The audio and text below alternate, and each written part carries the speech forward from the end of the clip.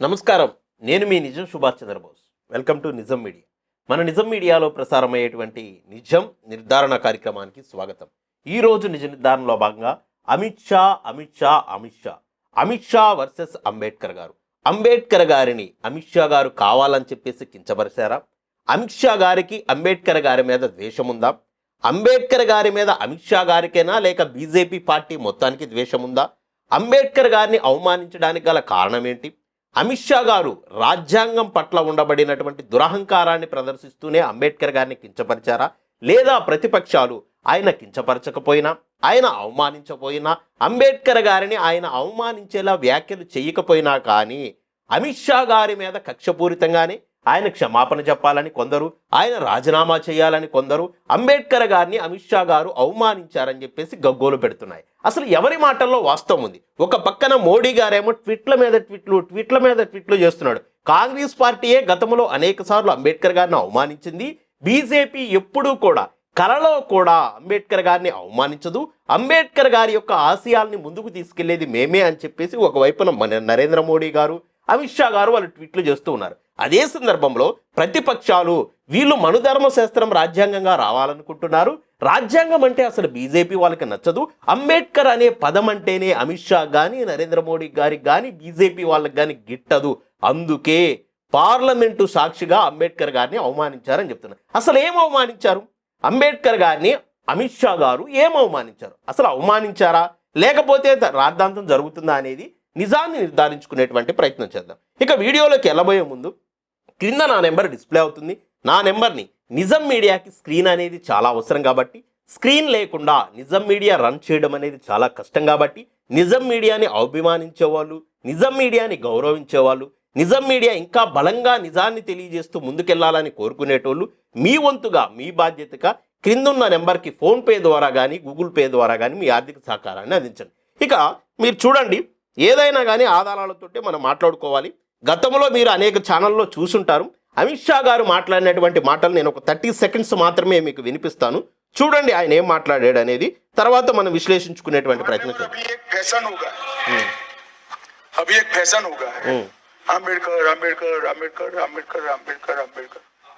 इतना नाम अगर भगवान का लेते तो 7 जन्मों तक स्वर्ग मिल जाता. ఇవండి వ్యాఖ్యలు. अच्छी बात है. ఇవి వ్యాఖ్యలు. అంబేద్కర్ అని ప్రతి సందర్భంలో అంబేద్కర్ గారి యొక్క నామస్మరణ చేస్తున్నారు. అంబేద్కర్ గారి యొక్క నామస్మరణకు బదులుగా ప్రతి సందర్భంలో ఆయన నామస్మరణకు బదులుగా భగవంతుడు నామాన్ని స్మరిస్తే 7 జన్మల వరకు స్వర్గం ప్రాప్తిస్తుంది అని చెప్పేసి ఆయన మాట్లాడాడు. అంటే ఆయన ఆ పేరు వినడం, ఆ పేరుని పదే వినడం అనేది కొంత ఆయన అసహనానికి లోను చేసింది. ఆయన్ని కొంత ఇరిటేషన్కు గురి చేసి ఆయన ఆ మాట అన్నాడు. ఆ పేరు ఎందుకు పొద్దాక జపిస్తారు, భగవంతుడిని జపించండి, మీరు ఖచ్చితంగా డెఫినెట్గా స్వర్గానికి వెళ్తారని చెప్పేసి ఆయన వ్యాఖ్యలు చేశారు. ఓకే, ఈ వ్యాఖ్యలకి చాలామంది నానార్థాలు, చాలామంది పర్యాయ పదాలు, చాలామంది వ్యతిరేక అర్థాలు, చాలామంది సందులు సమాసాలు అన్నీ కూడీకరించుకొని వెనక ముందు వెనక కొన్ని జోడించుకొని మరి అంబేద్కర్ గారిని కించపరిచారంటున్నారు. ఓకే, మా నిజం మీడియా ఏమంటుందంటే ఈ భారతదేశంలో ఉన్న ప్రజలకి, ఈ భారతదేశంలో నివసించే కోట్ల మంది ప్రజలకి అన్ని దేవుళ్ళ కన్నా కూడా అంబేద్కర్ గారే ముందని మేము చెప్తాం. ఖచ్చితంగా ఈ భారతదేశంలో ఉన్న అన్ని మత గ్రంథాల కన్నా కూడా, ఏ మతానికి సంబంధించి ఏ మత గ్రంథం ఉన్నా కానీ, ఏ మతానికి సంబంధించిన వాళ్ళు ఏ మత గ్రంథాన్ని విశ్వసించినా కానీ, ఈ భారతదేశానికి అతి పవిత్రమైన మత గ్రంథం ఏదైనా ఉంది అంటే ఈ భారతదేశంలో ఉన్న ప్రతి వ్యక్తి కూడా గౌరవపదంగా ఈ భారతదేశంలో నివసించే విధంగా ఉండే గ్రంథము, ఏకైక గ్రంథము. ఆ గ్రంథాన్ని ప్రతి ఒక్కళ్ళు చదవాలి. ఆ గ్రంథమే అందరికీ, అన్ని మతాల వాళ్ళకి పవిత్రమైందని చెప్తాం మేము. అదే భారత రాజ్యాంగం. ఆ రాజ్యాంగాన్ని రచించినటువంటి డాక్టర్ బిఆర్ అంబేద్కర్ గారు అంటే ఈ భారతదేశంలో ఉన్న ఎవరైనా సరే గౌరవించాలి. దేవుళ్ళు దేవతలు, కోట్ల మంది దేవుళ్ళు దేవతలు మతాలు ఇవన్నీ పక్కన పెడదాం కాసేపు. ఎవరి మతం వాళ్ళది, ఎవరి మతాన్ని వాళ్ళు విశ్వసించుకోవచ్చు, ఎవరి దేవుళ్ళను వాళ్ళు కొలుసుకోవచ్చు, కొలవనోళ్ళు కూడా కొలవకుండా ఉండొచ్చు. మేము ఆ విషయాల్లోకి ఎంటర్ కాము. కానీ వీళ్ళందరికన్నా కూడా అంబేద్కర్ గారు అనేటువంటి ఒక వ్యక్తి కారణ జన్ముడనే మాత్రం ఆ నిజం మీడియా 100% నమ్ముతుంది. అయితే ఇరిటేషన్గా ఉంది ఈ మాట పదే పలకడం. ఎక్కడ మాట్లాడారు ఈ మాట? నాకు ఎందుకు బాధేసింది అంటే అమిత్ షా గారి యొక్క వ్యాఖ్యలు ఎక్కడ మాట్లాడారు ఈ మాట? పదే ఎక్కడ ఉచ్చరిస్తున్నారు? ఏ పార్లమెంటు రూపకర్తగా ఉన్న అంబేద్కర్ గారు, పార్లమెంటు వ్యవస్థని రాజ్యాంగంలో పొందుపరిచినటువంటి అంబేద్కర్ గారు రాజ్యాంగంలో పార్లమెంటు వ్యవస్థని పొందుపరచకపోతే ఈ రోజున అమిత్ షా గారు ఆ సీట్లో నుంచొని మైకులో ఆ విధంగా మాట్లాడడానికి అవకాశం దక్కేదా? సూటి ప్రశ్న. పార్లమెంట్ శిష్టాన్ని తీసుకొచ్చింది ఎవరు? అంబేద్కర్ గారు. రాజ్యాంగాన్ని రాసింది ఎవరు? అంబేద్కర్ గారు. నువ్వు ఎంపీ అవ్వడానికి కారణం ఎవరు? అంబేద్కర్ గారు. ఆ అంబేద్కర్ గారి యొక్క పేరు పదే పదే పదే పదే వినటానికి కూడా నీకు ఇబ్బంది. ఓకే, నేను అమిత్ షా గారు నేను తప్పు పట్టలేదండి. ఎందుకు తప్పు పట్టలేదా అంటే అమిత్ షా గారు చేయవలసిన పని ఆయన సక్రమంగా చేస్తున్నాడు. ఏంటి? అంబేద్కర్ గారిని సైడ్ ట్రాక్. కొన్ని సందర్భాల్లో అంబేద్కర్ గారు అంటే మా గౌరవం ఉందని, భారత రాజ్యాంగం అంటే మా గౌరవం ఉందని, అంబేద్కర్ గారిని మేము గౌరవిస్తున్నామని చెప్పేసి ఏ నాయకులైనా మాట్లాడాలి భారతదేశంలో. ఒకవేళ అలా మాట్లాడుకోకుండా రాజకీయం చేసేటువంటి పరిస్థితులు ఈ రోజున భారతదేశంలో లేవు. ఎందుకంటే మీ మనసుల్లో అంబేద్కర్ గారి మీద ఎంత ద్వేషం ఉన్నా, మీ మనసుల్లో అంబేద్కర్ గారి మీద ఎంత కక్ష ఉన్నా సరే 100% మీరు అంబేద్కర్ గారిని అభిమానిస్తున్నట్టు బయటికి మాట్లాడాలి. కొన్ని సందర్భాల్లో కాకపోతే ఏం జరుగుతున్నాయంటే మనసులో ఉన్న ద్వేషం, మనసులో ఉన్న పగ సందర్భాలకు అతీతంగా ఒక్కొక్కసారి పెక్కటిల్లి బయటకు వచ్చేస్తుంది. అదేవిధంగా ఈ రోజున అమిత్ షా గారికి జరిగింది కాబట్టి అసహనానికి లోనై పొద్దుగూకులేంట్రా నాయన ఆ గోల, ఆ పేరు పొద్దుగూకులేంట్రా నాయన, అది జపించబాకండి అని చెప్పేసి ఆయన వ్యాఖ్యలు చేశారు. తప్పే, 100% తప్పే. మీరు చేసే డిమాండ్లు కూడా కరెక్టే. ఆయన సస్పెండ్ చేయాలంటున్నారు, సస్పెండ్ చేసి మంత్రివర్గం నుంచి బర్తరాఫ్ చేయాలంటున్నారు, లేదా ఆయనే రాజీనామా చేయాలని చెప్పేసి మీరు అంటున్నారు, క్షమాపణలు చెప్పాలని చెప్పేసి కూడా అంటున్నారు. నేను అంటున్నా, రాసి పెట్టుకోండి ఈ మాట, రాసి పెట్టుకొని అండర్లైన్ చేసి పెట్టుకోండి ఈ మాట. అమిత్ షా గారు క్షమాపణ చెప్పరు, అమిత్ షా గారు మంత్రి పదవికి రాజీనామా చేయరు, ఆయన ఎంపీ పదవికి కూడా ఆయన రాజీనామా చెయ్యరు. పైగా ఆ వ్యాఖ్యలను సమర్థించుకుంటూ అంబేద్కర్ గారు అంటే మీకంటే, అంటే కాంగ్రెస్ పార్టీ కానీ విపక్షాల కన్నా కూడా మాకే ఎక్కువ గౌరవం ఉందని చెప్పే ప్రయత్నం వాళ్ళు చేస్తారు. కారణం ఏంటయ్యా అంటే మీరు గమనించండి, అమిత్ షా గారు బీజేపీ కదా, బీజేపీ పార్టీలో దళిత లీడర్లు లేరా? బీజేపీ పార్టీలో దళిత ఎంపీలు లేరా? బీజేపీ పార్టీలో దళిత ఎమ్మెల్యేలు లేరంటే ఉన్నారు. మరి ఒక్కళ్ళు కూడా ఈ రోజున ఎందుకు నోరు మెదపట్లా?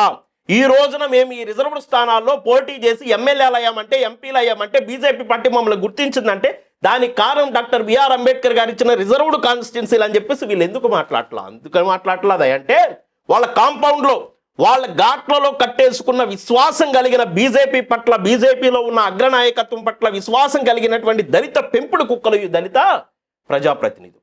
ఎవరైతే బీజేపీలో దళిత ప్రజాప్రతినిధులుగా ఉన్నారో ఈ దళిత ప్రజాప్రతినిధులు వాళ్ళు దళిత ప్రజాప్రతినిధులు కాదు, బీజేపీ ఏర్పాటు చేసుకున్నటువంటి ఒక పెంపుడు బానిస కుక్కలు డెఫినెట్గా. ఇక కాంగ్రెస్ పార్టీకి వద్దాం. అందుకని ఇప్పటి వరకు బీజేపీలో ఎవరు స్పందించట్లా. ఇక కాంగ్రెస్ పార్టీ కానీ విపక్షాల జోలికి కానీ మనం వద్దాం. ఓకే, ఆయన క్షమాపణ చెప్పడు, ఆయన రాజీనామా చేయడు, ఏం చేస్తారు మీరు? ఏం చేస్తారు ఆయన్ని?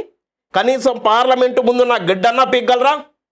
అమిత్ షా గారిని, మోడీ గారిని, బీజేపీ గారిని ఏదన్నా చేద్దామనేది పక్కన పెట్టండి, కనీసం పార్లమెంటు ముందు ఉన్న గడ్డన్నా మీరు పీగ్గలరా? పీకలేరు. ఎందుకంటే విపక్షాలు కూడా ఈ అంశాన్ని ఏం చేస్తున్నాయంటే వీళ్ళకి నిజంగా వాస్తవంగా అంబేద్కర్ గారి మీద ప్రేమ లేదండి, కేవలం అంబేద్కర్ గారిని విపక్షాలు కూడా రాజకీయానికి వాడుకుంటున్నాయి. మీరు రాజకీయంగా వాడుకోకపోతే అంబేద్కర్ గారి మీద మీకు ప్రేమ, అభిమానం, ఆత్మవిశ్వాసం ఏ కొంత ఉన్నా కానీ ఆయన క్షమాపణ చెప్పకపోతే మీరేం చేస్తారు? పార్లమెంట్లోకి వెళ్ళకోకుండా పార్లమెంట్ని బాయ్కాట్ చేస్తారా? ఏ సమావేశాలకు వెళ్ళరా? ఈ టర్మ్ బీజేపీ పార్టీ అయిపోయేంత వరకు, ఈ టర్మ్ ఎన్డీఏ కూటమి ప్రభుత్వం దిగిపోయేంత వరకు మేము పార్లమెంట్కి వెళ్ళమని చెప్పి శపథమేమన్నా చేస్తారా? లేదు, బీజేపీకి వ్యతిరేకంగా ఇప్పుడున్న కాంగ్రెస్ పార్టీ కానీ విపక్షాలకు కానీ సంబంధించినటువంటి ఎంపీలు అందరూ కూడా మూకుమ్మడిగా ఏమన్నా రాజీనామాలు చేస్తారా?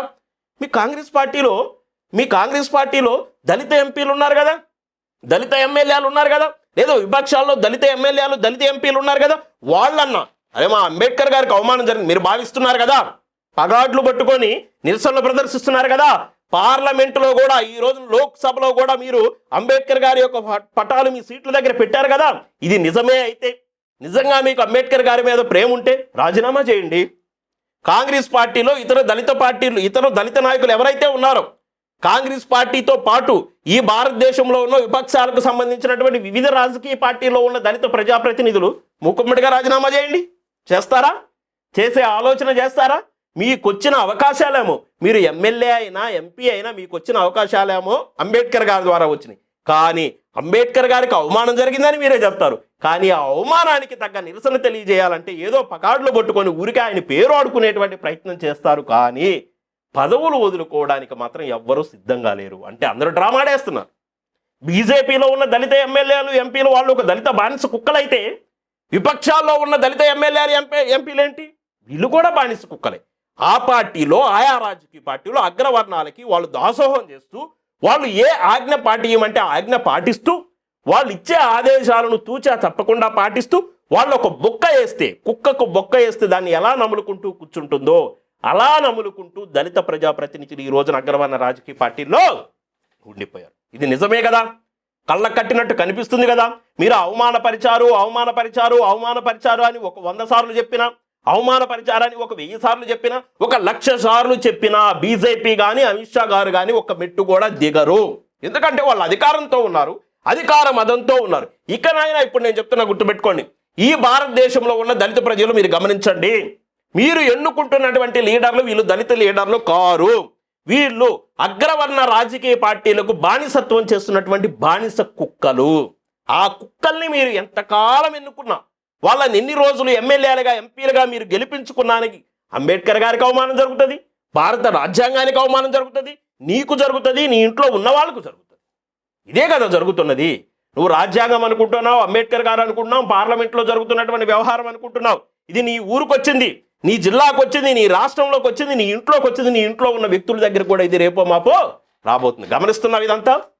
గమనించటంలా, గమనించకుండా ఏటో వైపున నీ ప్రయాణం సాగుతుంది. అంబేద్కర్ గారి యొక్క ఐడియాలజీ వైపు నీ ప్రయాణం సాగటంలా. కనీసము కొంచెం కాకపోతే కొంచెమన్నా ఇంగిత జ్ఞానం ఉంటే, ప్రజాప్రతినిధులుగా ఉన్న వాళ్ళు ఈ రోజున అంబేద్కర్ గారు చేసినటువంటి త్యాగాలేంటి, అంబేద్కర్ గారు చదివినటువంటి చదువును మొత్తం మీకోసం ఏ విధంగా దారబోశాడు, ఆయన ఇచ్చినటువంటి రిజర్వ్డ్ కాన్స్టిట్యున్సీలో పోటీ చేసి ఎమ్మెల్యేలు ఎంపీలుగా అయిన వాళ్ళు ఆయన నామాన్ని ఉచ్చరించొద్దు, ఆయన పేరు పలకొద్దు అని చెప్పేసి ఆ విధంగా ఆయన మాట్లాడితే దానికి నిరసన తెలియజేయడానికి కనీసం మీ పదవులను త్యాగం చేయడానికి కూడా మీకు మనసు రావటం లేదు.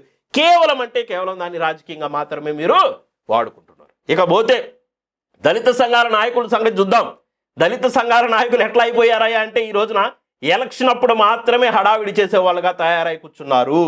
ఎలక్షన్ అప్పుడు మాత్రం ఈ దళితుల యొక్క ఓట్లను ఏదో ఒక రాజకీయ పార్టీకి అమ్మేసి సొమ్ము చేసుకునే విధంగానే దళిత సంఘాలు ఉన్నాయి. కానీ అంబేద్కర్ గారిని అవమానించినా, అంబేద్కర్ గారిని అవమానించేలా వ్యాఖ్యలు ఎవరు చేసినా, అంబేద్కర్ గారి యొక్క విగ్రహాలు పడగొట్టినా కూడా వీళ్ళు నోర్లు మెదపకుండా ఈ రోజున కూర్చొని ఉన్నారంటే కారణం ఏంటంటే స్వార్థాలు పెరిగిపోయి ఏ దళిత సంఘం నాయకుడు కూడా వాడు వ్యక్తిగత ప్రయోజనాలు చూసుకుంటున్నాడు కానీ అంబేద్కర్ భావజాలాన్ని కానీ కాంశీరావు గారి యొక్క భావజాలాన్ని కానీ ముందుకు తీసుకుపోయే విధంగా ఏ నాయకుడు కూడా లేడు. ఇది క్లారిటీగా కనపడుతుంది, మనకి క్లారిటీగా పిక్చర్ కనపడుతుంది. నేను 2 తెలుగు రాష్ట్రాల్లో ఉండబడినటువంటి దళిత ప్రజలకు కానీ, బీసీ ప్రజలకు కానీ, ఎస్టీ ప్రజలకు కానీ విజ్ఞప్తి చేస్తున్నా, అంబేద్కర్ గారు ఈ భారతదేశంలో ఉన్న అన్ని వర్గాలకు సంబంధించినటువంటి ప్రజలకు హక్కులు ఇచ్చాడు.